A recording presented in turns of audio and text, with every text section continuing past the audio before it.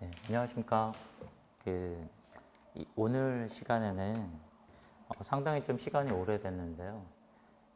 지난번에 이제 IFRS 17의 개요에 대해서 한번 알려드린 동영상을 찍은 적이 있습니다. 그리고 그때 말씀드리기로는 그 동영상의 후속으로 이제 뭐 최선 추정 부채라든지 그 컴포넌트별로 더 말씀을 드리겠다라고 했는데 개인적인 사정으로 좀 많이 지연되었고요. 그래서 오늘 이 시간에 그 내용을 이제 같이 한번 들여다보려고 합니다. 먼저 이제 강의를 이 동영상을 보시는 분에 대해서 먼저 좀 제가 직접 이 동영상을 찍지는 않았지만 오랫동안 생각을 해봤는데 좀 그 강의가 조금 불친절한 강의가 아니었나 좀 개인적으로 좀 반성을 해봤고요. 왜냐면은 그때 내용을 보면은 세븐틴이 무엇이다라고 말씀을 드리고 그 다음에 다른 어떤 보고 기준 대비해서 좀 특수한 여러 가지 뭐 포트폴리오라든지 집합이라든지 그 다음에 측정 방식이라든지 거 말씀드리고 나서 그 주된 강의의 요점은 무엇이었냐면은 현행 IFRS4랑 세븐틴의 차이점을 말씀드리고 세븐틴이 실제로 4보다 개선이 되었느냐 이런 걸 설명드리는 내용이었었거든요. 근데 그 내용들이 사실상 그 어떤 디테일적인 업무의 디테일을 잘 모르시는 분들 입장에서는 사실 제 설명만으로 이해하시긴 되게 어려운 부분이 있었다라고 제가 생각이 되어서 어찌 보면은 만약에 이 영상을 지금 보시는 분이 있다라고 하면은 오늘 올려드린 이 파트 2를 먼저 보시고 그 다음에 다시 돌아가셔서 오버뷰를 한 번 더 보시면은 조금 더 세븐틴에 대해서 이해를 하시는 게 더 좋지 않을까 이런 생각을 하게 됐습니다. 보시는 것처럼 오늘 강의 제목은 Introduction to IFRS 17이고요. 그 다음에 파트 2로 빌딩 블락이라고 적었습니다. 전에 제가 올려드렸던 강의 동영상 보시면은 측정 방식이 총 3가지가 있었습니다. 첫 번째는 제너럴 모델이 있었고 그 다음에 PAA라고 해서 보험료 배분 접근법이 있었고요. 그다음에 VFA라고 해서 변동 수수료 접근법이라고 한 3가지 방식이 있었는데요. 그 PAA는 이제 보험기간 1년 미만의 단기 계약에 적용되는 방식이고 지금 현행 미경과 보험료 방식이랑 매우 흡사합니다. 일단 VFA라고 하는 건 조금 더 특수한 방식, 측정 방식인데 아주 쉽게 얘기를 하면은 변액보험, 그리고 변액보험 중에서도 저축성 보험에 아마 적용이 예상되는 방식이고요. 일반적인 방식은 아닙니다. 그리고 이제 가장 이제 제너럴하게 범용으로 쓰이게 될 방식이 바로 제너럴 모델인데 제너럴 모델을 저희가 다른 말로 BBA라고도 얘기를 합니다. 여기 적혀 있는 것처럼 빌리 블랑 어프로치라고 해서 그러니까 말 그대로 블락을 쌓듯이 그 요소를 쌓아서 부채를 최종적으로 평가한다라는 얘기고 일반적으로 이제 뭐 4개 혹은 3개로 표현을 하게 되는데 저 같은 경우는 미래 현금 흐름이랑 할인율을 묶어서 베스트 이스티메이트 오브 라이어빌리티 최선 추정 부채 하나로 묶었고요. 그 다음에 RA 위험 조정, 그 다음에 컨트랙추얼 서비스 마진, 계약 서비스 마진 이렇게 3가지로 나눠봤고 이 3가지 블럭을 하나하나 이제 설명드리도록 하겠습니다. 순서는 벨부터 이제 말씀드릴 건데요. 그래서 이제 색도를 달리 표현을 했는데 최선 추정 부채 벨을 보시면은 정의가 이렇게 됩니다. 미래 현금 흐름의 기대값으로 측정한 보험계약의 원가라고 하는 내용입니다. 어떤 내용인지 좀 더 보도록 하시겠습니다. 미래 현금 흐름을 이제 측정을 해야 되는데 여기 오른쪽에 보시는 것이 일반적인 현금 흐름 모델을 아주 간략하게 표시한 방식입니다. 보시면은 제가 이 칼럼 열은 이제 말하자면 현금 흐름 항목을 얘기를 하고요. 그다음 로우 행은 이제 말하자면은 월도로 표기한 미래 현금 흐름 발생 시점을 얘기를 합니다. 그래서 사실은 이렇게 점점점을 표기한 것은 훨씬 더 복잡하고 훨씬 더 방대한 모델이지만 아주 간단하게 들어오는 수입 현금 흐름 하나, 그 다음에 나가는 지출 현금 흐름 3개로 표현을 했고 먼스는 지금 뭐 4월도까지만 표기를 했네요. 그래서 다시 한번 데피니션을 보시면은 보험계약의 이행과 직접적으로 관련 있는 미래 현금 흐름의 현재 가치로 배를 측정을 하게 됩니다. 보시면 이렇게 됩니다. 예를 들어서 인컴 같은 경우는 제가 이제 음으로 표기를 했는데 보험료가 매달 10원이 들어온다라는 것을 표기를 한 것이죠. 그 다음에 아웃고 1번은 지금 그 발생하는 패턴을 보시면 1차 월도에 많이 발생하고 2차 월도에 조금 발생하는데 3차 월도부터는 값이 없잖아요. 이게 이른바 신계약비, 취득 현금 흐름이라고 하는 그 판매 수당을 약간 표현을 해본 것입니다. 그다음에 아웃고 2번은 뭐 5, 6, 6, 7인데 약간 미세하게 이제 조금씩 증가하는 건데 이게 말하자면 보험금 현금으로 한번 표현해 보려고 한 것이고요. 그다음에 아웃고 3번은 뭐 유지비 현금으로 뭐 이런 식으로 표기를 한 것입니다. 그래서 1월도에 보시면은 나가는 돈이 45원, 5원, 10원이 이렇게 되고요. 총 합산을 해보면은 65원이 되겠죠. 아, 죄송합니다. 60원이죠. 그리고 들어온 돈이 10원이니까 나가는 돈이 50원인데 현재 시점으로부터 1월도 후에 나가는 총 금액이 50원이니까 그걸 1월도만큼 현재 가치로 할인을 해주면은 값이 얼마가 나올 것입니다. 이런 식으로 각 월도마다 미래 발생 시점에 있는 값들을 합산을 하고 시점별로 할인을 해줘가지고 그것을 토탈 서메이션을 하면은 한 계약의 최종 현재 가치가 나오게 되는 것이고 이게 바로 베스트 이스티메이트 오브 라이어빌리티가 되는 것입니다.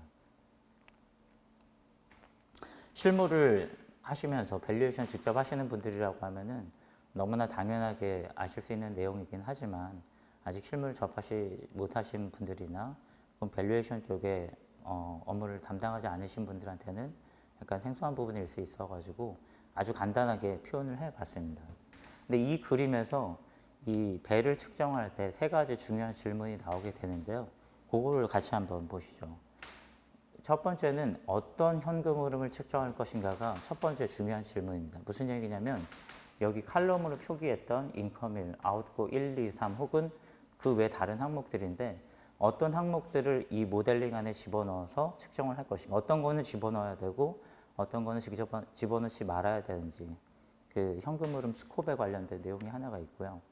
두 번째는 미래의 어느 시점까지 측정을 할 것인가. 제가 지금 여기선 4월도까지만 표기를 했지만 예를 들어서 뭐 보험기간 10년이다, 120월도 혹은 더 그 이상 어디까지 현금 흐름을 쭉 프로젝트 할 것인가. 거기가 또 두 번째 중요한 질문이고요. 그다음 세 번째는 미래의 값을 어떻게 추정할 것인가. 이것들은 지금 말하자면 다 모두 expected 값이에요. 그러니까 실제로 발생한 값이 아니라 현재 밸류에이션 시점으로부터 1월도, 2월도 후에 미래 현금 흐름을 expect 기대하는 값이기 때문에 그 추정하는 방식을 어떻게 할 것인가. 이게 세 가지가 밸 측정할 때 아주 중요한 질문이 되고 그 내용들이 기준서에 연기가 되어 있습니다. 첫 번째, 그 현금 흐름 항목의 스코프에 보시면은 집어넣어야 하는 것들은 이런 것들이 있습니다. 왼쪽에 있는데 당연히 보험료 수입을 넣어야겠죠. 그 다음에 계약상 내가 지급해야 되는 금액들, 보험금 혹은 뭐 만기 환급금, 해지 환급금들을 집어넣어야 됩니다. 계산해야 됩니다. 그 다음에 포트폴리오에 귀속 가능한 취득 현금 흐름인데 요거는 기준서에 있는 문구를 그대로 따온 것인데 실무상으로 그냥 바로 이해하기 쉽게 말씀드리면 바로 신계약비, 그러니까 판매 수당을 얘기를 하는 겁니다. 그다음에 보험금 처리 원가, 이것도 기준서의 문구인데 그 우리말로 옮기면은 손해조사비에 해당이 되겠습니다. 사고가 발생을 해가지고 이 사고가 실제로 뭐 10억 손해가 났는지 8억 손해가 났는지 그 손해를 조사하는 그 비용이 들어가거든요. 그 비용들도 포함을 한다. 그다음에 보험계약 유지관리원가, 이게 바로 현행 유지비에 해당되는 내용이 되겠죠. 이런 것들을 아까 보셨던 그 모델링에 인컴 아웃고에다가 칼럼을 추가해가지고 모델링을 해서 계산한다. 이렇게 보시면 되겠습니다. 반대로 오른쪽에는 엑스클루드, 그 집어넣지 말아야 될, 계산하지 말아야 될 것들이 있는데요. 하나하나 보시도록 하겠습니다. 첫 번째는 투자 수익입니다. 그러니까 저희가 보험회사가 보험료를 받아서 일부는 보험금을 지급하고 유지비도 지급을 하고 남아있는 이제 저축보험료를 이제 준비금으로 쌓게 되죠. 그리고 그 돈이 실제로는 이제 자산 운용에 들어가게 될 텐데요. 예를 들어서 뭐 주식을 샀다, 채권을 샀다, 대체 투자를 했다 했을 때 거기로부터 이제 투자 수익이 발생하게 되는데 이 투자 수익은 세븐틴의 밸류에이션 항목에는 들어가지 않습니다. 보험 계약의 이행과 직접적으로 관련이 없다라고 보기 때문이고요. 다만 측정을 하지 않는 것이 아니라 IFRS 9이라고 하는 다른 기준서를 통해서 측정을 하고 세븐틴과 9을 그 결합해가지고 어떤 그 손익계산서를 작성하게 되죠. 어쨌든 세븐틴의 스코프는 아니다. 그다음에 두 번째는 좀 잘 들으셔야 되는데 보유하고 있는 재보험 계약에서 발생하는 현금 흐름은 측정하지 않는다.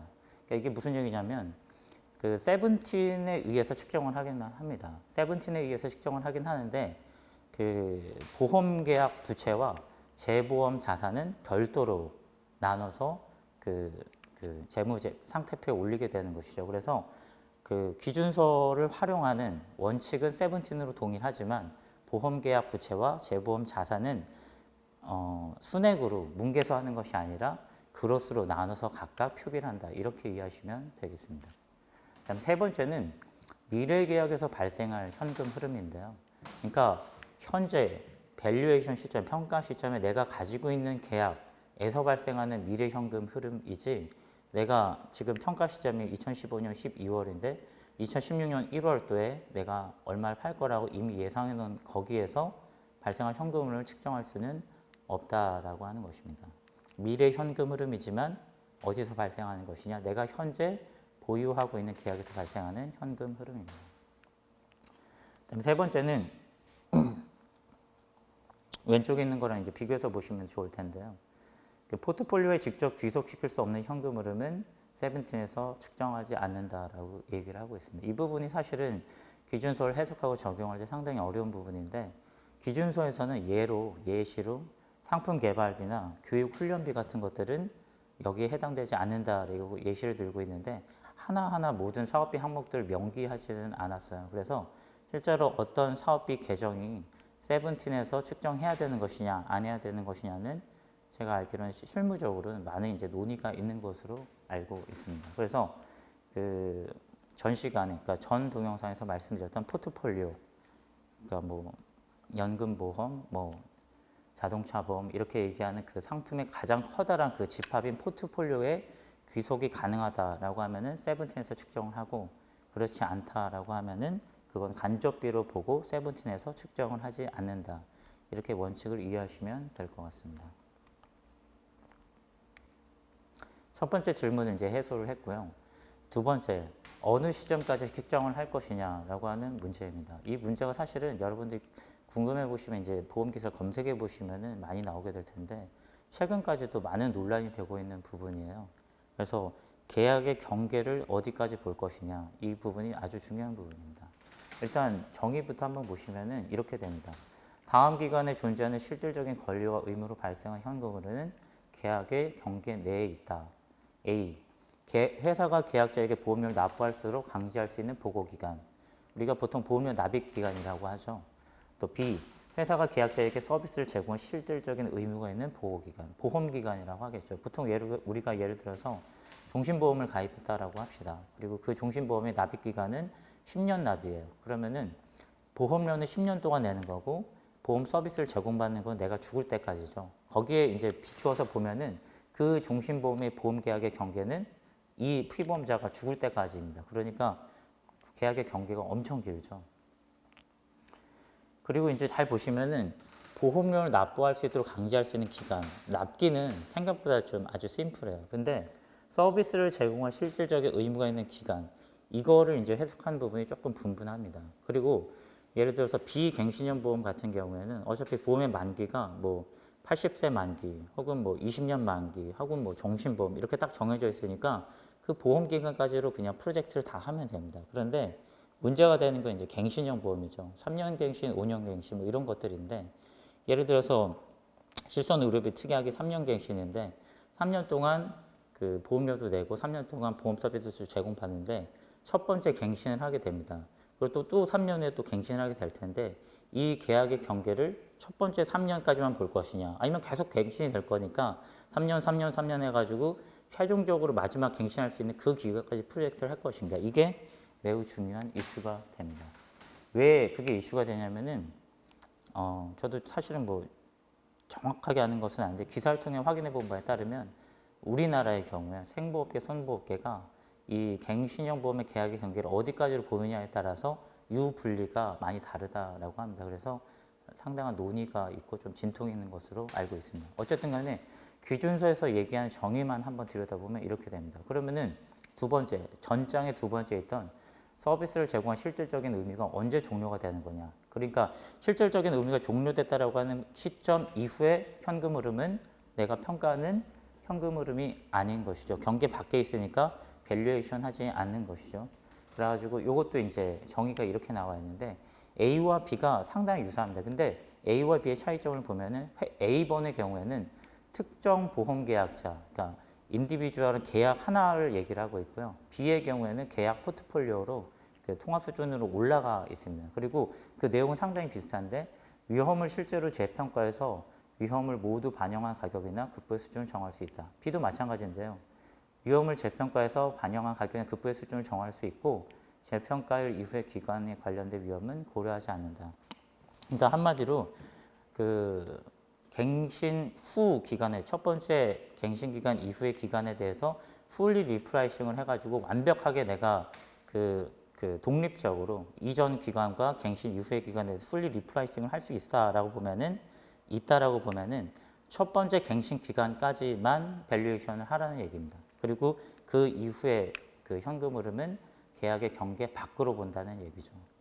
근데 여러분도 이 영상을 보시고 나서 기사를 검색해 보시면 아시겠지만 잠정적으로는 지금 해석이 어떻게 되고 있냐면은 그 갱신 기간을 주보험의 계약 기간, 그러니까 보통 주보험이 조금 더 길잖아요. 뭐 종신보험이라든지 80세 만기 이렇게 되니까 주보험의 만기에 준해서 자동 갱신되는 것으로 봐가지고 쭉 다 계약의 경계 안에 집어넣고 밸류에이션을 하는 것으로 잠정적으로 지금 얘기가 되고 있고 여전히 그 업계 간의 유불리가 있어서 계속해서 악유하고 있는 것으로 알고 있습니다. 매우 중요한 이슈니까 계속해서 체킹하시면서 관심 가지시면은 여러분 업무에도 도움이 될 것 같습니다. 그다음에 세 번째 내용을 말씀드리겠습니다. 세 번째 질문이 무엇이었냐면은 내가 현금 흐름을 이제 익스펙트해서 추정을 해야 되는데 그걸 어떻게 추정할 것이냐는 것인데 기준서는 그 요리책처럼 뭐 이렇게 이 방식을 써라 저 방식으로 쓰는 것이 아니라 원칙을 제공하고요. 그 원칙에 따라서 이제 하시면 되는데 총 4가지 원칙이 있습니다. 첫 번째는 unbiased, 그러니까 편의가 없도록 추정해라 이런 얘기입니다. 과도한 노력 없이 이용할 수 있는 합리적인 모든 정보를 모두 다 사용하되 가능한 결과값의 전체 범위에 대한 기대값을 추정하라. 그 과도한 노력 없이는 너무 빡시게 지금 뭐 없는 정보를 어디서 막 구하라는 얘기는 아니고요. 그렇다고 해가지고 데이터베이스에 다 있는데 그거를 내 마음대로 재단해서 안 쓰는 것도 불합리하다 이런 얘기가 되겠고요. 그 다음에 가능한 결과값의 전체 범위에 대한 기대값이라는 얘기는 그 어떤 확률 가중평균이라고 얘기를 할 수 있겠네요. 그래서 그 여러 시나리오들을 쭉 펼쳐놓고 나서 그 모든 시나리오에다가 n분의 1이라고 한 가중치를 주고 나서 그거를 가중평균 값을 구하게 되면은 그것이 이제 불편 추정량이 된다. 이런 얘기가 되겠습니다. 두 번째는 마켓 컨시스턴트인데요. 시장과 일관된 값이어야 된다. 시장 변수에 대한 기업의 추정치는 관측 가능한 시가장 가격과 일관되어야 된다. 여기서 시장 변수는 주로 할인율을 나타낸다고 보시면 됩니다.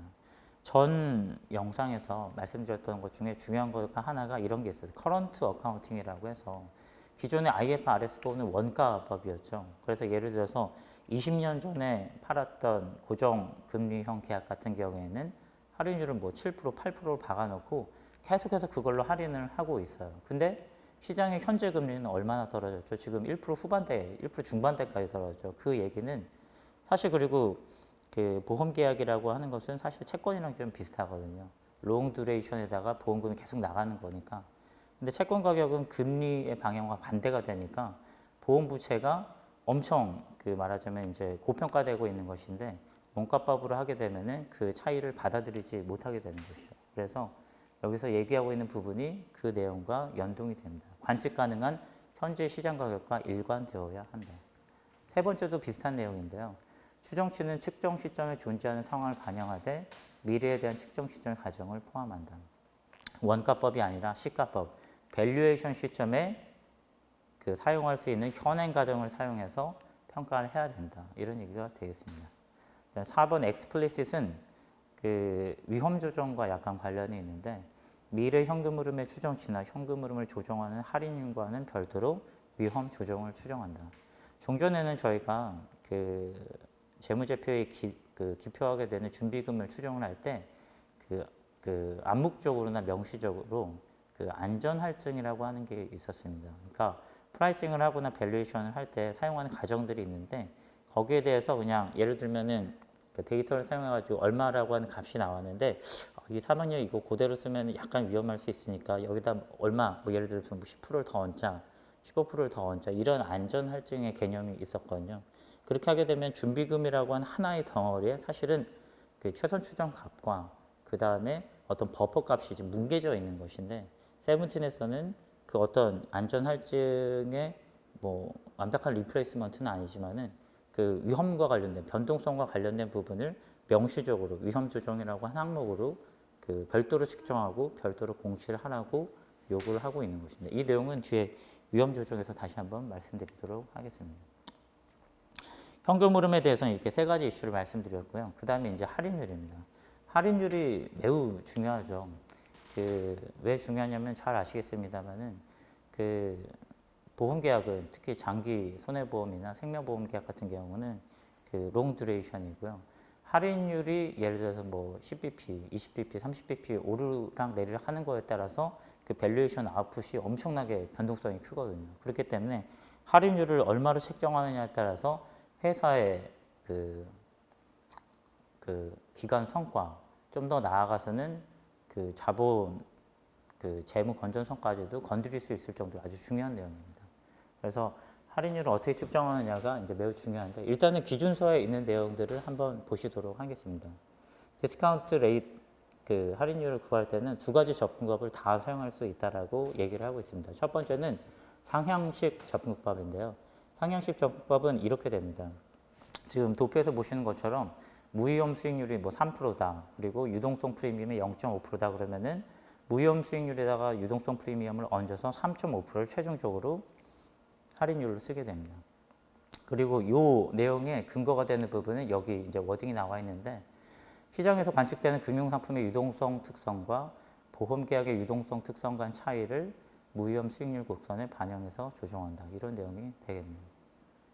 그러니까 보험계약이라고 하는 게 잘 아시겠지만은 오랜 기간 동안 현금 흐름이 계약에 묶여 있는 거잖아요. 그러다 보니까 그 계약에 해당되는 유동성 특성을 반영해야 된다. 이런 개념이 되어 있고요.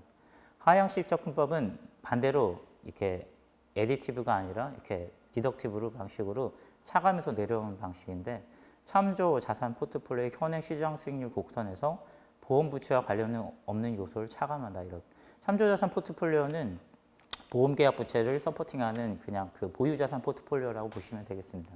그래서 내가 가지고 있는 자산의 현행 그 운용 수익률이 4.4%인데 얼마를 덜어냅니다. 예를 들어서 expected loss, unexpected loss에 대한 신용 위험이 각각 50bp라고 하면은 그거를 한 번씩 덜어내서 하향식으로 3.4%라고 하는 할인율을 만들어낼 수 있다는 것이죠.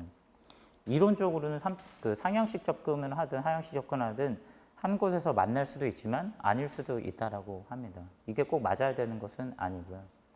그리고 결론적으로 말씀드리면은 이 하향식 접근법이 훨씬 더 사용하기가 어렵습니다. 그래서 시장의 컨센서스는 상향식 접근법으로 많이 사용을 하고 있습니다. 그러면은 상향식 접근법으로 할인율을 결정하려면 두 가지 요소가 필요하죠. 첫 번째는 무위험 수익률, 그 다음에 유동성 프리미엄인데 그거를 하나하나 또 보시도록 하겠습니다. 무위험 수익률의 정의는 이렇습니다. 말 그대로 그 보유자가 그 자산의 보유자가 신용 위험에 전혀 혹은 거의 노출되지 않는 금융 상품에 대한 적절한 통화로 표시된 수익률 곡선을 반영한다. 뭐 말이 좀 어려운데 결국은 크레딧 리스크. 그러니까 내가 어떤 자산을 샀어요. 근데 그 자산을 사가지고 내가 기대하고 있는 수익이 있는데 그 수익을 제공하기로 한 그 거래 상대방이 제공 안 해줄 수도 있잖아요. 그 부도내고 도망갈 수 있잖아요. 그게 말하자면 신용 위험인데 그러한 신용 위험에 거의 혹은 완전히 노출되지 않은 자산을 무위험 자산, 무위험 수익률이라고 한다는 것입니다. 그리고 또 두 번째 중요한 조건이 있는데 자산의 보유자가 유의적인 원가를 들이지 않고 언제든 쉽게 일반적으로 매각할 수 있는 활성 시장에서 거래된 자산을 반영한다. 그러니까 무위험 자산이긴 한데 딥 마켓, 거래가 잘 일어나는 자산이 아니라서 내가 이걸 급하게 팔려고 하면은 원래 가지고 있는 가격보다 떨이로 팔아야 된다. 막 10%, 20% 이상 막 가격을 덜어내고 팔아야만 가격을 그 자산을 처분할 수 있다. 그러면은 여기에 해당되지 않는다라고 하는 것입니다. 그래서 우리나라 시장에서 관측 가능한 자산 중에는 뭐 국고채나 이자율 수학금리 이렇게 두 가지 이제 실제적으로 사용할 수 있는 그 관측 가능한 자산이 있는데 국내 시장의 경우에는 국고채 수익률이 훨씬 더 딥마켓이고 그다음에 금리 역전 현상도 없기 때문에 국고채 수익률을 무위험 금리 산출에 사용을 하고 있습니다. 이것도 사실 좀 더 깊이 들어가게 되면은 이런 게 있어요. 예를 들어서 30세 피보험자가 종신보험을 들었다고 했을 때 프로젝션 피리어드가 얼마나 될까? 요새 100세까지 사시니까 대략적으로 계산해봐도 70년 이상 롱 듀레이션이 나오게 되는데 현재 지금 70년 채권이 있느냐? 없지요. 그러니까 그 국고채 시장 금리를 사용한다고 하더라도 그 엑스트라폴레이션, 보관이 필요하게 될 텐데요. 거기에 관련해서도 여러 가지 이론들이 있지만 일단은 그 시장에서 관측 가능한 무위험 자산은 국고채를 쓴다. 여기까지만 알아두셔도 일단은 충분합니다. 그다음 두 번째는 이제 유동성 프리미엄인데요. 무위험 수익률에다가 보험 계약이 계약 기간 동안 묶이게 되니까 거기에 대해서 더 얹어준 그 프리미엄을 이제 측정을 해야 되는데요. 산출 가능한 방법론이 여러 가지가 있습니다. 뭐 CDS 네거티브, 커버드 본드, 스트럭처럴 모델, 프락시 모델. 이것도 찾아보시면은 어떠한 로직을 가지고 있고 어떠한 장단이 있는지 이런 것들도 다 이미 분석이 되어 있어요.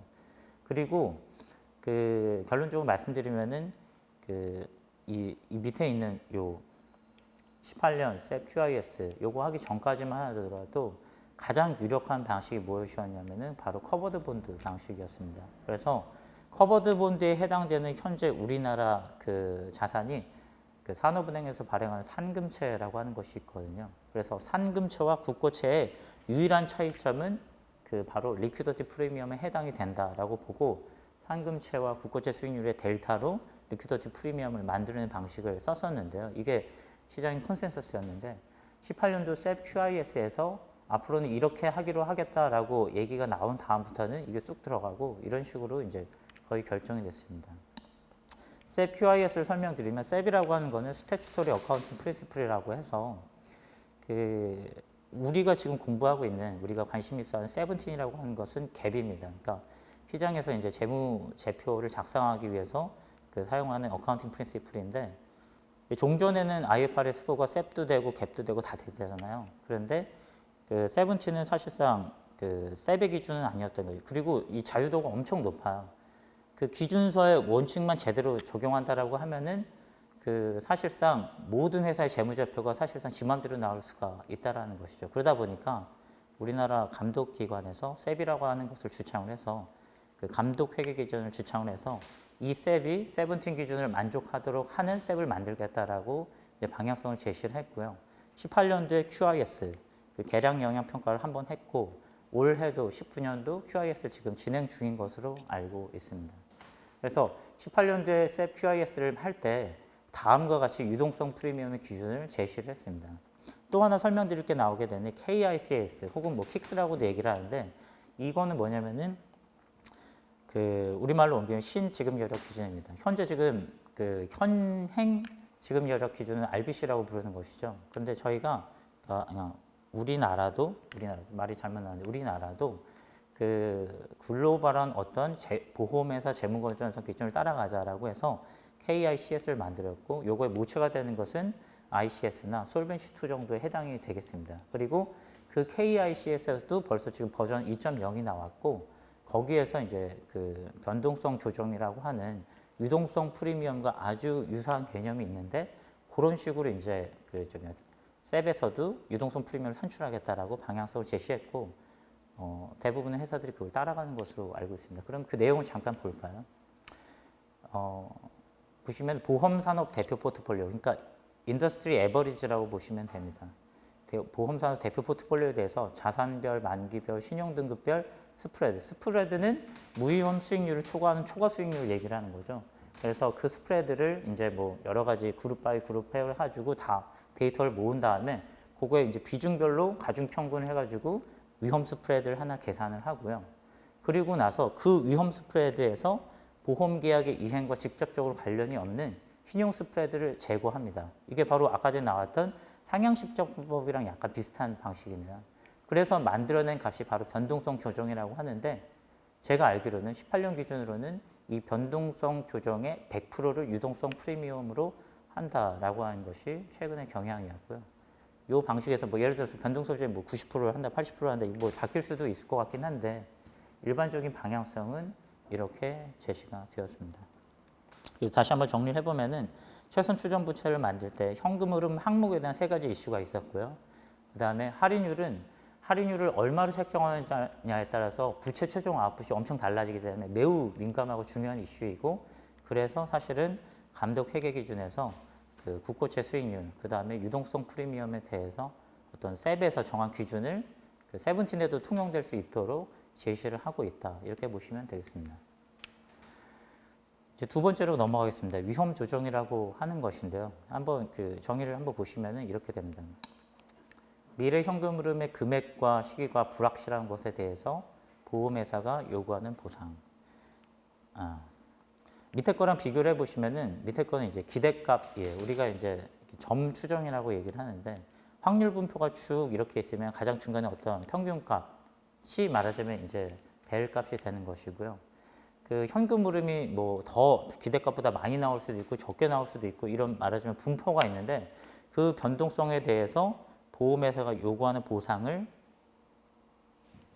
위험 조정이라고 한다는 것입니다. 여기서 다시 한번 좀 그 데피니션을 설명해 드릴게요. 예를 들면 두 가지 그 도해가 있는데요.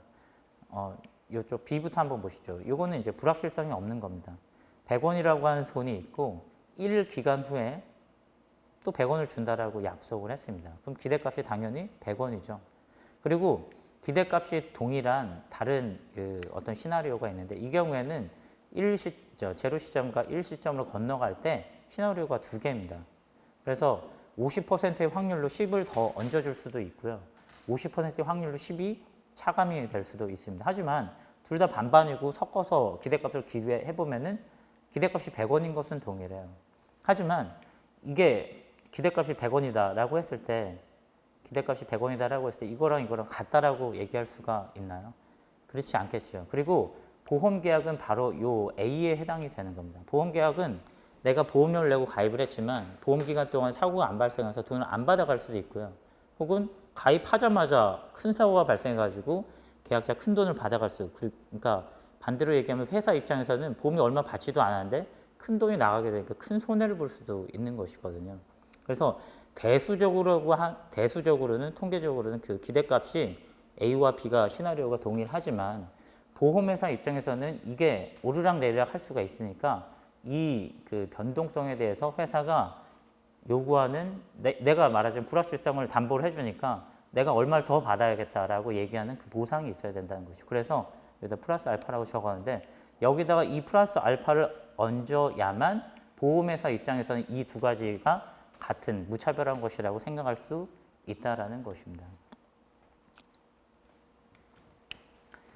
그러면은 위험 조정은 어떻게 측정을 하느냐? 마찬가지로 세븐틴은 뭐 위험 조정 어떻게 측정하라고 명시적인 어떤 방법론을 얘기하지는 않습니다. 다만 위험 조정을 네가 제대로 측정했는지는 요 특성 몇 가지로 판단을 할 수가 있다라고 얘기를 합니다. 총 5가지 특성인데요. 죄송합니다. 첫 번째는 낮은 빈도 높은 심도의 위험이 있고 높은 빈도 낮은 심도의 위험이 있다면 전제가 위험 조정이 더 크다라고 얘기를 합니다. 낮은 빈도 높은 심도의 위험은 어떤 게 있을까? 예를 들면 배상 책임 같은 게 있겠죠. 그리고 높은 빈도 낮은 심도의 위험은 예를 들면 실손 의료비 같은 게 있을 수 있습니다. 그러면은 배상 책임이 훨씬 더 위험 조정이 높게 나와야 된다라고 하는 것입니다. 또 유사한 위험 간에는 만기가 길수록 위험 조정이 커야 된다. 위험의 수준은 비슷한데 어떤 거는 10년을 보장하고 어떤 건 20년을 보장한다라고 하면은 당연히 20년을 보장하는 계약이 훨씬 더, 그러니까 기간이 훨씬 더 기니까 그 기간에 무슨 일이 벌어질지 모르는 거잖아요. 그러니까 위험 조정이 더 커야겠죠. 그리고 세 번째랑 네 번째는 약간 비슷한 얘기인데 위험의 확률부가 넓을수록 위험 조정이 커야 된다. 그러니까 확률부가 보통 정규 분포처럼 이렇게 대칭의 모양으로 이제 벨 분포로 나타나게 될 텐데 그게 이제 가운데 부분에 이제 뾰족하게 모여 있는 확률 분포가 있고 별로 안 모여 있고 양쪽으로 넓게 터져 있는 그 약간 납작한 분포가 있다라고 하면은 납작한 분포가 훨씬 더 위험 조정이 커야 되겠다 이런 얘기고요. 또 추정량의 불확실성이 클수록 내가 그 현금 흐름을 추정을 하는데 데이터가 많지는 않아서 추정량의 신뢰성이 낮다라고 하면 위험 조정을 좀 더 많이 잡아야 된다는 얘기고, 또 이거랑 계속 상통하는 얘기인데 무조건 뭐 경험치가 많아진다고 해서 무조건 불확실성이 감소하는 건 아니지만 그 어느 정도까지는 경험 데이터가 많으면 많을수록 불확실성이 줄어들겠죠. 그러니까 그런 거에 따라서 위험 조정 역시 감소해야 된다. 이런 대원칙을 설명하고 여기에 맞도록 위험 조정을 측정하라고 얘기를 하고 있습니다. 그리고 어떤 위험들을 측정해야 되느냐? 가장 대원칙은 보험계약으로부터 발생하는 위험을 측정해야 되는데 보험계약으로부터 발생하지 않는 위험은 반영해서 안 됩니다. 예를 들어서 회사가 보유한 자산, 제가 보험료를 받아서 저축보험료를 이제 저금을 해놓고 그걸로 이제 자산을 운용하게 될 텐데 제가 뭐 채권을 샀습니다. 근데 그 채권 신용등급이 이렇게 높지가 않아가지고 신용 위험이 있어요. 근데 그 신용 위험은 그 세븐틴에서 측정한 위험 조정에 들어가지 않는다라는 것이죠. 또 자산 부채 불일치 위험. 부채가 10년 듀레이션이고 제가 자산을 사는데 채권이 10년짜리 채권이 없어서 5년짜리 단기 채권을 샀어요. 그러면은 듀레이션 갭이 생기게 되니까 ALM 리스크가 생기게 되는데 그거는 세븐틴에서 측정하는 위험이 아니라는 것입니다. 또 미래 거래와 관련된 일반적인 운영이에요. 오퍼레이셔널 리스크라고 하는 건 여러 가지 위험을 얘기를 하는 거예요. 뭐 휴먼 리스크도 있고 레퓨테이셔널 리스크도 있고 하지만 그거는 보험 계약의 직접적인 위험은 아니기 때문에 세븐틴에서 측정하지 않습니다. 그래서 일반적인 대상 위험 분류는 다음과 같습니다. 사망 위험, 그다음에 생존과 관련된 질병, 장애 위험, 그다음에 장수 위험, 사업비 위험, 해악 위험 정도가 있고요. 이런 위험 분류 한 5가지로 나눠서 개별적으로 위험을 측정하게 됩니다. 그다음에 위험 조정을 측정할 때 또 그 신뢰 수준이라고 하는 것이 중요한데요. 그 신뢰 수준은 기준서에서 또 몇 프로라고 얘기를 하지는 않아요. 하지만 그거는 아니다라고 하는 부분이 있습니다. 그거를 말씀드리려고 해요. 그래서 위험 조정은 다음의 개념과는 다르다라고 얘기를 하고 있는데 1, 2, 3이 사실상 거의 같은 얘기예요. 그거 한번 쭉 보시겠습니다. 거래 상대방이 계약의 위험을 이전받는 대가로 요구하는 보상이다.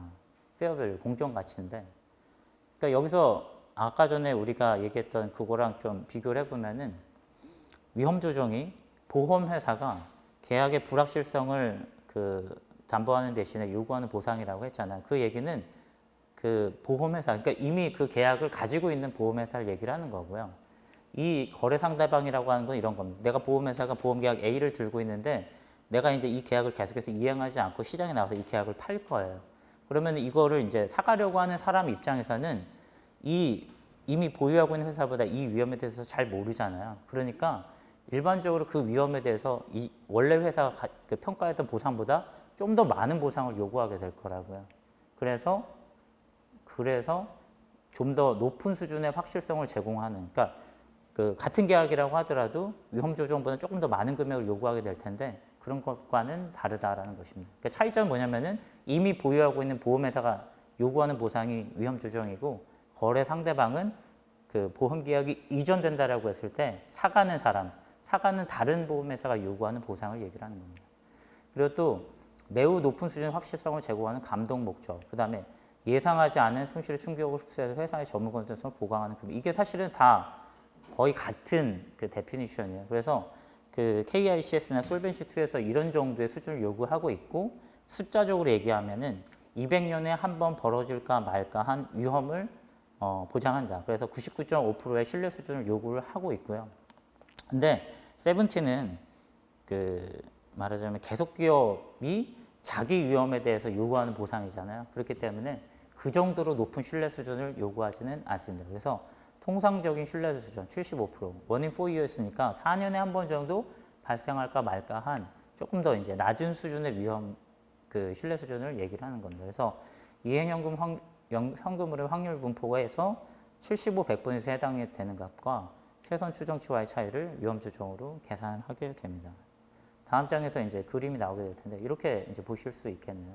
그래서 사실은 이게 말하자면은 어떤 계약의 그 최선 추정 부채 이제 확률 분포라고 보시면 되겠습니다. 여기 이제 가운데 그 베이스벨 그 최선 추정 부채가 있고요. 이 기대값은 말하자면 여기 정도이지만 사실은 기대값보다 좀 더 많이 보험금이 나갈 수도 있고 보험금이 덜 나갈 수도 있는 거죠. 그리고 요건 지금 이제 말하자면 벨커브 그 표준 정규 분포를 가져가고 그린 그림이지만 사실은 일반 손해보험 같은 경우에는 벨커브가 아닐 수도 있겠죠. 조금 더 이제 스큐드된 커브가 될 수가 있긴 한데 그런 건 일단 내려놓고 일반적으로 이제 정규 분포를 따른다라고 했을 때 이제 그 개별 RA를 측정한 것은 다음과 같습니다. 그래서 최선 추정 과정을 사용해서 그 미래 현금 흐름의 그 기대값을 구하고요. 그다음에 샥트벨이라고 하는 것은 개별 리스크 가정에다가 그 방금 얘기했던 그 신뢰 수준 75%에 대응하는 샥을 반영해서 계산한 미래 현금 흐름이 되겠습니다. 예를 들어서 사망 리스크 RA를 구한다라고 하면은 여기서 원래 사망률을 뭐 예를 들어서 피보험자 1000명 중에 1명이 1년에 1명씩 사망한다라고 하는 사망률을 썼다라고 하면은 15% 사망률을 증가시킨다는 거예요. 그래서 1000명 중에 1명이 죽는 게 아니라 뭐 예를 들어서 뭐 1.15명이 죽는다 이런 식으로 그 사망률 가정을 바꾸게 되면은 당연히 보험금이 더 많이 나가게 되니까 샥트벨이 조금 더 높은 값이 나오게 되겠죠. 그러면은 그 샥 먹은 벨과 베이스 벨 사이의 그 차이가 바로 RA가 되겠다. 이렇게 보시면 되겠습니다. 그리고 이제 방금 보셨던 거는 이제 개별 위험에 대한 RA를 측정하는 방식이고요. 사망 위험에 대해서도 사망 RA를 구하고 또 사업비 과정도 증가시켜서 사업비 RA를 구하고 이런 식으로 해서 회사의 전체 위험을 개별적인 범주를 구분해서 사망 RA, 사업비 RA, 장수 RA 다 구한 다음에 이것들을 이제 합산을 하게 되는데 실제로 생각을 해보면은 모든 가정은 가만히 있고 사망 위험만 갑자기 증가할 리는 없잖아요. 그러니까 이런 것들을 이제 말하자면은 그 마지널 RA인 거죠. 그러니까 다른 가정들은 다 가만 놔두고 한 위험에 대해서만 샥을 매긴 거니까 이것들을 합산할 때는 위험의 분산 효과를 반영해서 차감을 해주게 됩니다. 예를 들어서 지금 제가 보여드리고 있는 게 솔벤시2의 코릴레이션 매트릭스인데 모탈리티랑 런지비티 같은 경우에는 마이너스 0.25가 있잖아요. 이 얘기는 사망 위험과 장수 위험은 약한 음의 상관관계가 있다. 또 예를 들어서 모탈리티랑 디사빌리티 같은 경우에는 사망과 장애 같은 경우에는 0.25 플러스 0.25니까 약한 양의 상관관계가 있다. 뭐 이런 식으로 해서 이 코릴레이션 매트릭스를 개별 위험 조정에다가 행렬 계산을 해가지고 곱해가지고 이제 최종적인 회사 전체의 RA를 구하게 됩니다. 일반적으로 위험의 분산 효과를 반영해서 차감을 하게 되면 대략 한 30% 정도가 이제 디버시피케이션 이펙트를 받아가지고 줄어들게 됩니다. 그래서 RA에 대해서도 이제 데피니션, 그 다음에 뭐 신뢰 수준, 그 다음에 어떤 위험들을 구해야 되는지, 그 다음에 실제적으로 측정할 때는 어떤 방식 측정하는지에 대해서 설명을 드렸습니다. 요건 잠깐 쉬어가는 의미에서 제가 한번 넣어봤어요. 같이 한번 풀어보실까요? 이거는 사실상 정답이 없는 문제입니다. 근데 우리가 뭐 예를 들어서 데피니션을 배우고 측정 방식을 배우고 이런 것들 다 의미가 있지만 이걸 배우는 이제 말하자면 관심을 가지고 이해하려고 하는 목적이 결국은 이 값들 이런 방식을 사용해 가지고 값들이 나왔을 때 이게 어떤 의미를 가지는지 이해하고 음미할 수 있어야 되는 거거든요. 그래서 제가 이런 사고 퀘스천 하나 넣어봤는데 그래서 컴퍼니 A랑 B가 있는데 여러분들이 돈이 엄청 많아요. 막 돈이 한 100억 정도 있어가지고 100억 정도는 안 되려나? 최근에 이제 보험사 M&A 시장이 많이 있잖아요. 그래서 어지간한 보험사 하나 사려면 몇천억 단위는 있어야 되는 것 같더라고요. 여러분이 정말 돈이 많아요. 그래서 한 몇천억의 수중에 있고 보험사가 괜찮은 수조차라고 생각해가지고 시장에 나가봤더니 회사 두 군데가 매물로 나왔어요. 그래서 어느 회사든 내가 지금 살 수가 있어요. 살 수 있는데 두 개 다 살 수는 없고요. 그러면은 이 두 회사의 이제 재무제표를 보게 됩니다. 현재는 세븐틴이 아니지만 앞으로 세븐틴으로 바뀌었다라고 했을 때 그러면 그 세븐틴으로 그 회사의 재무제표를 보고 나서 투자 결정을 내려야 되는데 이렇게 이제 판단할 수 있다라는 겁니다. 보시죠. 전제 조건이 이렇게 돼요. 보장 조건이 같은 보험 계약을 동일한 가격에 판매합니다. 그럴 리가 없겠죠. 대부분의 회사들은 포트폴리오가 아주 조금씩이라도 다 다릅니다. 그리고 RA는 동일한 신뢰, 둘 다 75%로 측정할 거예요. 그리고 부채평가 중대한 오류가 없어야 됩니다. 그죠? 근데 사실 리얼리티는 그렇지 않죠. 사실 밸류에이션 아웃풋을 100% 신뢰하기 어렵잖아요. 다 들어가서 확인해 봐야 돼요. 막 데이터도 다 까보고. 하지만 여기서는 이제 그런 걸 없다라고 하는 거죠. 포트폴리오도 완전 동일해요. 그다음에 가격도 동일하고, 그다음에 RA도 신뢰 수준도 동일하고, 부채평가도 다 제대로 했어요. 지금 다른 건 보면은 컴퍼니 A는 벨이 90이고 RA가 10이에요. 컴퍼니 B는 벨이 80이고 RA가 20입니다. 어떤 거를 투자하실래요? 정답이 없습니다. 근데 그냥 제가 말씀드려 볼게요. 일단은 벨 90이랑 RA 10, 벨 80, RA 20이니까 두 개 합쳐가지고 이행 현금 흐름이, 그러니까 의무적으로 내가 계약에 의해서 돈을 내야 되는 어떤 그 이행 현금 흐름이 둘 다 100이에요. 그런데 가격이 동일하다고 했으니까 당연히 CSM도 같습니다. CSM이 같다라는 얘기는 두 계약의 수익성이 같다라는 얘기죠. 그러니까 사실상 무차별해요. 무차별한데 그럼에도 불구하고 내가 어떤 투자 성향을 가지고 있다라고 하면 약간 다른 의미가 있습니다. 예를 들어서 이행연금이 둘 다 100이지만 하나는 기대값이 90이고 변동성이 10이고요. 하나는 기대값이 80이고 변동성이 20입니다. 보수적인 투자자라고 하면 A를 선호할 것 같아요. 그죠? 그러니까 같은 이행현금 흐름이 100이지만은 얘는 변동성이 작잖아요. 그러니까 둘 다 제대로 평가했어요. 둘 다 제대로 평가했는데 얘는 기대값이 작고 변동성이 큰 거니까 보수적인 투자자라고 하면 컴퍼니 A를 선택을 할 거고요. 조금 더 베팅을 하고 좀 공격적인 성향의 투자자라고 하면 컴퍼니 B를 선호하지 않을까.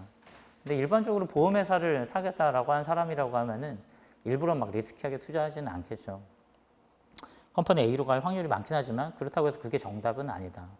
그러니까 제가 이거를 말씀드렸던 이유는 벨과 RA, CSM 우리가 열심히 배우지만 여러분들이 이제 잠재적으로 보험회사에 취직을 해서 업무도 보시고 또 막 이렇게 회사가 어떻게 돌아가는지 확인하고 막 이러려고 한다면은 결국적으로 궁극적으로 우리가 알아야 되는 거는 어떤 테크니컬한 스펙에 대해서 이해하는 것이 전부가 그 결론적인 도달점이 아니라 사실은 결과 아웃풋 그것을 해석할 수 있는 지점까지 가시는 게 더 중요하다라는 걸 말씀드리려고 했습니다. 이제 세 번째 블록까지 오게 됐네요. 컨트랙트 서비스 마진, 계약 서비스 마진인데 이 벨, RA, CSM 중에서 CSM이 제일 말하자면 조금 어렵고 그 다음에 조금 악유가 많고요. 그리고 실무적으로도 CSM을 계산하기 위해서 좀 많은 노력이 들어가고요. 그 다음에 CSM은 다른 보고 기준과 비교를 해보더라도 완전히 새로운 거예요. 그러니까 완전히 새롭다라고 말하기는 어렵겠지만은 상당히 새로운 거고 그래서 좀 이해하시는데 조금 어려움이 있을 수 있어요. 저랑 같이 한번 읽어보시죠. 먼저 데피니션을 보시면 컨트랙트 서비스 마진은 보험 계약에 따라 서비스, 보장 서비스를 제공하면서 인식하게 될 미실현 이익입니다. 영어로 얘기하면 unearned profit인데요. 그러니까 내가 아직 가득을 하지 않았어요. 내가 보험료 100원을 받았지만 보험기간이 10년이라고 하고 보험 서비스를 10년 동안 플랫하게 제공한다라고 하면은 100원을 지금 내가 보험료 일시납으로 받았다고 가지고 꿀꺽 나 100원 수익 났어요라고 여태까지는 그렇게 했었죠. 하지만 앞으로는 그렇게 하면 안 된다는 겁니다. 그 100원을 10년간 나누어서 인식을 해야 된다는 것이고요. 그게 바로 컨트랙트 서비스 마진의 기본적인 개념입니다. 그래서 제가 이거를 이제 설명을 할 때 그 이니셜 메저먼트라고 해서 최초 인식 시점의 측정을 말씀드리고 그 다음에 subsequent measurement라고 해서 후속 측정을 말씀드리고 그 다음에 후속 측정에서 중요한 두 가지 꼭지를 말씀드리게 될 거예요. 그러니까 이 순서대로 따라가시면 컨트랙트 서비스 마진이 어떤 의미를 가지고 있는지 아시게 될 겁니다. 왜 이니셜 메저먼트라고 한 말이 들어왔을까요? 다시 한번 말씀드리면 벨과 RA 같은 경우는 평가 시점에 커런트하게 그냥 측정을 하면 됩니다. 평가 시점에 내가 보험계약 100개를 가지고 있다라고 하면은 내가 지금 들고 있는 계약에 대해서 그냥 미래 현금으로 프로젝트 한 다음에 적절한 할인율을 평가를 하고 적절한 확률 분포 안에서 75% 신뢰 수준으로 RA를 측정을 하면 돼요. 하지만 CSM 같은 경우는 unearned profit, 그러니까 내가 아직 가득하지 않은 수익이기 때문에 최초 인식, 그러니까 계약을 처음 판매해가지고 CSM 제로를 먼저 측정을 한 다음에 그거를 그 계약이 종료될 때까지 CSM T를 계속해서 트래킹해서 들고 가야 되는 그런 숫자입니다. 그러니까 매번 독립적으로 평가 시점에 벨과 RA를 측정한다라는 것이고요. CSM은 독립적이 아니라 계속해서 포워딩 해가지고 들고 가는 값이라는 거예요. 이게 아주 큰 차이점이 있어요. 그래서 최초 인식 시점의 이니셜 메저먼트가 중요합니다. 이니셜 메저먼트를 제가 두 장으로 준비했는데 첫 번째는 not onerous. onerous가 손실이 난다는 뜻이니까 profitable 한 계약이라는 얘기죠. onerous는 손실 계약이라는 얘기고요. 그래서 이것도 약간 비대칭인데 이익이 나는 경우에는 그 레버뉴를 한 번에 다 인식하지 않고 나눠서 인식하도록 하고요. 손실이 나는 경우에는 그 손실을 한 번에 비용으로 인식한다라고 하는 게 약간 비대칭적인 회계 처리 방식이에요. 그걸 말씀드릴게요. 먼저 보시면은 계약의 최초 인식 시점에 이행 현금으로부터 수익이 발생하지 않도록 하는 금액으로 측정한다. 좀 잘 이해가 안 되실 텐데요. 제가 여기다가 이제 사실 제가 만든 예시는 아니고 그 기준서 이제 적용 예시에 나왔던 계약을 제가 그냥 들고 왔는데요. 3년짜리 계약이에요. 그리고 보험료는 한 번에 납입한 일시납 계약이고요. 보시면은 Initial Recognition 최초 인식 시점에 900원의 그 보험료가 들어왔어요. 그 다음에 그 보험금이 매년에 걸쳐서 200원씩 나간다라고 했을 때 이거를 너미널로 계산하지 않고 할인율 5%를 적용해가지고 이렇게 할인을 했더니 캐시 아웃의 프레젠트 밸류가 545원이에요. 그러면은 제로 시점에 최초 인식 시점에 그 최선 추정 부채가 얼마냐면은 들어온 돈 900원에 나갈 돈 545원 현재 가치니까 묶어서 마이너스 355원이 됩니다. 지금 들어오는 거를 마이너스, 나가는 걸 플러스 표기한 거니까 마이너스 355라는 얘기는 내가 지금 회사 입장에서 프로피터블한 걸 얘기를 하는 거예요. 그 다음에 RA 제로는 여기에 지금 로직이 전혀 없고요. 그냥 120원이라고 그냥 적어놨어요. 그러면은 FCF라고 적어놨는데 이게 뭐냐면은 풀필먼트 캐시플로우니까 이행 현금으로 벨과 RA를 더해줘서 마이너스 355 더하기 120이니까 마이너스 235입니다. 이 얘기는 그 위험 조정 120까지 고려하더라도 235원이 제로 시점에 바로 이익으로 측정이 된다는 얘기예요. 근데 그 235원을 홀랑 제로 시점에 레버뉴 생겼어 이렇게 한다는 게 아니라 그때 요 235원과 값은 동일하고 부호가 반대 방향인 235라고 한 CSM을 인식을 해줍니다. 그러면은 벨, RA, CSM 다 묶어서 그 마이너스 235랑 235를 더하니까 라이어빌리티 토탈은 제로가 되잖아요. 그러니까 계약은 인식했는데 부채가 제로니까 수익도 비용도 발생하지 않는 거예요. 만약에 여기서 CSM 235를 올려놓지 않았다라고 하면은 마이너스 235, 수익이 235원이 발생하니까 내가 최초 인식 시점 프로피터블을 해가 235원이 홀랑 먹는 건데 그거랑 똑같은 금액을 부호 반대 방향으로 부채로 인식을 해주니까 라이어빌리티가 0원이 되고 수익이 발생하지 않도록 하는 겁니다. 그리고 나서 이 235원을 3년 동안 쪼개가지고 나눠가지고 그 덜어내면서 수익으로 인식한다. 이런 개념입니다. 전 영상에서 그런 얘기를 한 적이 있었어요. 그러니까 수익 인식이 종전에는 그 보험료 수입 혹은 미수보험료가 들어왔을 때 그걸 다 레버뉴로 잡았었거든요. 그리고 그 레버뉴 안에 저축보험료 같은 것도 그냥 다 레버뉴로 잡았었거든요. 근데 이런 보험산업의 기존 관행과 다른 인더스트리를 비교하면은 이게 악유가 안 맞고 좀 이해가 안 되는 부분이 있었는데 그걸 개선했다라고 한 지점이 있었는데 바로 이런 걸 얘기를 하는 겁니다. 그러니까 CSM을 이렇게 인식함으로 인해서 당연히 지금 제로 시점이라고 한 최초의 인식 시점은 계약만 받았지 서비스는 지금 1전 한 푼도 안 나갔잖아요. 그러니까 1년이 지나고 2년이 지나고 보험 서비스를 제공했을 때 CSM을 덜어내면서 보험 수익으로 인식하게 되니까 이게 맞죠. 이렇게 한다는 것입니다. 그래서 이런 부분에 대해서 개선이 되었다. 이 개선점을 만들기 위해서 CSM이라고 하는 어떤 로직이 도입이 되었다. 이렇게 이해하시면 될 것 같습니다. 안으로서는 그러니까 손실계약은 약간 좀 다르다라고 말씀드렸죠. 아까 전이랑 거의 비슷한 구조인데요. 아까 전에는 보험료 수입 900원은 동일한데 나가는 금액이 400원으로 그러니까 2배로 늘어났어요. 무슨 얘기냐면은 내가 받은 보험료 대비 나가는 그 보험금이 많은 거니까 보험료 책정을 잘못했던지 아니면 전략적으로 좀 싸게 책정을 한 거죠. 그래서 손실계약인데 받은 돈은 900원인데 나가는 돈이 현재 가치를 매겨봤더니 1089원이에요. 그러니까 더해주면은 제로 시점의 벨이 189원이 나오는데 플러스가 나왔다는 얘기는 지금 손실이 났다는 얘기예요. 그런데 그뿐 아니라 제로 시점의 아래 120까지 더 얹어주면은 제로 시점의 이행 현금 흐름이 309원이 됩니다. 이 얘기는 뭐냐면은 이 계약은 판매와 동시에 309원의 손실을 봤다는 얘기죠. 근데 아까 전에 이익이 발생했을 때는 CSM을 반대 방향으로 해가지고 제로로 만들었다라고 했는데 순유출인 경우에, 그러니까 손실이 나는 경우에는 이걸 그냥 단기 손실로 인식하고 계약 서비스 마진 여기다 더 얹어줄 게 없죠. 그래서 토탈 라이어빌리티는 원래 이행 현금 흐름대로 309원이 되고 그 판매 시점에 309원의 비용을 인식하게 된다라고 하는 것입니다. 그 다음에 이제 subsequent measure, 후속 측정에 대해서 말씀드리도록 하겠습니다. 아까 말씀드린 대로 CSM이라고 하는 거는 roll forwarding value예요. 계속해서 들고 다니는 값인데 그래서 이니셜 메저먼트에서 CSM 제로를 만들었으면은 한 기간 후에 CSM 1을 계산해 줘야 되는데 그 말하자면 그 무브먼트에 대해서 이러한 것들을 계산해 가지고 다음 기간에 CSM을 만들어라.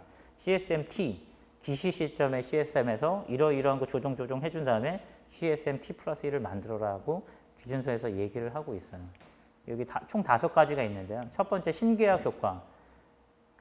일반적으로 신계약은 물론 아까 전에 얘기한 아누러스 계약, 손실계약도 있지만 일반적으로 프로피터블한 계약들이 많으니까 신계약이 들어오게 되면은 CSM이 올라가겠죠.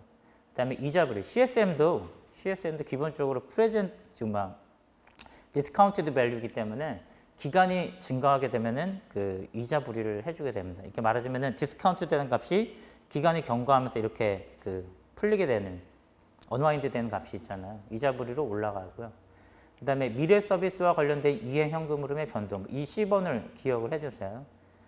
그 미래 서비스, 그러니까 평가 시점으로부터 미래 기간에 대해서 내가 추정하는 어떤 추정치가 있는데 그 추정치가 바뀌어서 지금 여기서는 그림이 CSM이 줄어들었는데 CSM이 올라갈 수도 있어요. CSM이 줄어들거나 올라갈 수 있는데 일단 이 그림에서 내려가는 걸로 표기를 했는데요. 그다음에 외환 차익 효과.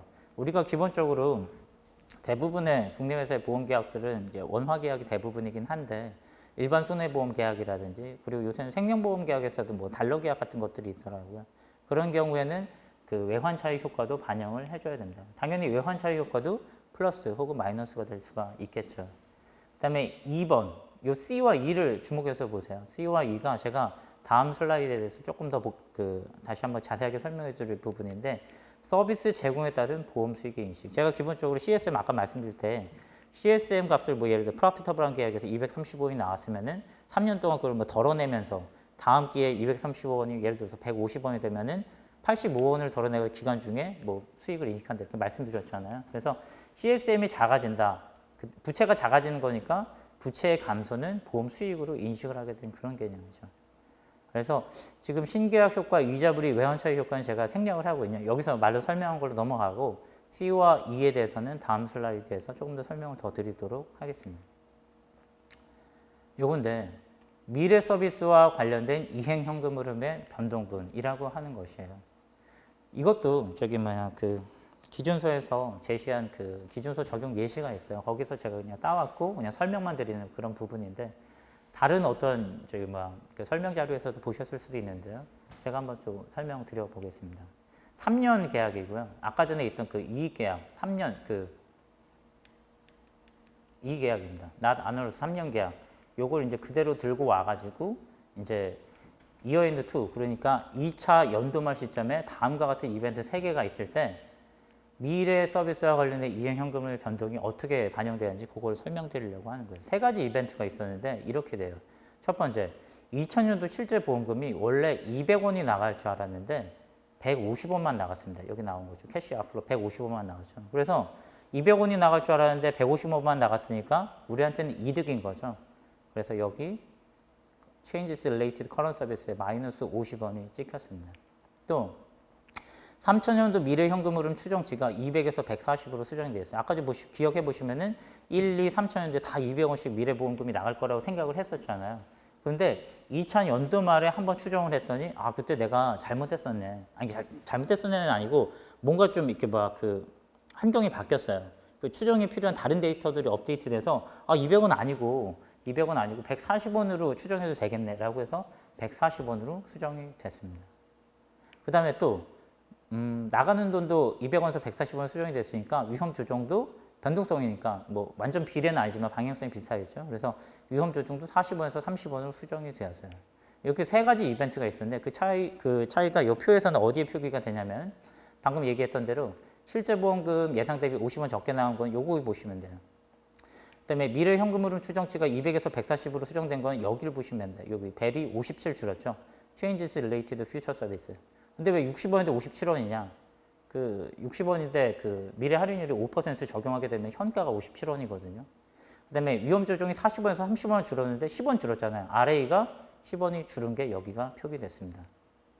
그래서 결론적으로 말씀드리면 첫 번째 이벤트는 미래 서비스랑 관련이 없어요. 2차 연도 말에서 봤을 때 과거 시점에 50원이 덜 나간 거잖아요. 그죠? 2차 연도말에서 봤을 때 2차 기간은 과거 기간이에요. 그렇기 때문에 요거는 상관이 없고 2차 연도말에 봤을 때 3차 연도에 해당되는 두 번째, 세 번째가 이벤트 관련이 있고 요 마이너스 57원, 마이너스 10원이 부호만 반대 방향으로 해서 CSM 67원으로 마진을 증가시키게 됩니다. 다시 한번 정리해 볼까요? 미래 현금 흐름이 200원이 나갈 줄 알았는데 140원으로 60원이 줄었어요. 근데 할인율을 고려했을 때는 57원 줄은 거죠. 나갈 돈이 57원 줄은 거니까 나한테 이득인 거죠. 그래서 57원, 마진이 57원 늘어난 거고요. 마찬가지로 위험 조정도 변동성 때문에 내가 40원을 저금을 해놨었는데 변동성이 그것만큼은 아닌 것 같아요. 30원만 해도 될 것 같아 했으니까 이행현금, 내가 줄 돈이 줄은 거잖아요. 그래서 마진이 67원이 증가하게 됩니다. 그래서 미래 서비스와 관련된 이행현금 흐름의 변동은 지금처럼 여기 이 예시에서 보는 것처럼 마진이 증가할 수도 있고요. 반대로 얘기하면은 다른 시나리오를 생각해 볼까요? 미래 현금 흐름 추정치가 200원이었는데 지금 생각해 보니까 지금 이 계약이 상당히 악성 계약이었고 지금 상당히 안 좋아. 200원이 아니라 250원인 것 같아. 위험 조정도 40에서 50으로 늘려. 그렇게 되면은 이행 현금 흐름, 내가 줄 돈이 늘어나니까 마진은 줄어드는 거잖아요. 이렇게 되면은 마진을 깎아먹게 됩니다. 이게 바로 미래 서비스와 관련된 이행 현금 흐름의 변동본을 설명드렸던 거예요. 그 다음에 이제 아까 전에 전장에서 무브먼트 중에 5번째 2 항목이 있었는데 체계적 배분을 사용해서 레버니우 레코그니션, 보험 수익을 인식하는 부분에 대해서 말씀드릴게요. 왜냐하면 계약 서비스 마진을 말하자면 이제 부채 값이고 요게 이제 한 기간이 지나가게 되면 한 기간 동안 서비스를 제공을 한 거잖아요. 서비스를 제공했으니까 서비스 제공한 만큼 마진을 덜어내고 수익으로 인식을 해야 되는데 그걸 어떻게 할 것이냐. 이것도 되게 중요한 이슈입니다. 왜냐하면은 이 CSM의 이제 이 줄어든 값, 이게 결국은 보험 수익이고 이 회사의 매출이 되는 거잖아요. 이 회사의 말하자면 퍼포먼스가 되는 거기 때문에 어떻게 할 것이냐. 이게 매우 중요한 겁니다. 그래서 이제 개념부터 말씀드리면 보고기간 말 남아있는 계약 서비스 마진을 현재 및 잔여 보장 기간에 대해서 배분하고 산정된 금액을 해당 기간의 보험 수익으로 인식한다. 그리고 A, B, C라고 이렇게 얘기를 하고 있는데 집합 내 보장 단위를 식별하고 그 다음에 CSM을 단기와 미래 기간 보장 단위 동일하게 배분한 다음에 단기에 제공된 보장 단위 배분된 금액을 손익으로 인식한다. 이거 무슨 얘기인지 못 알아듣겠어요.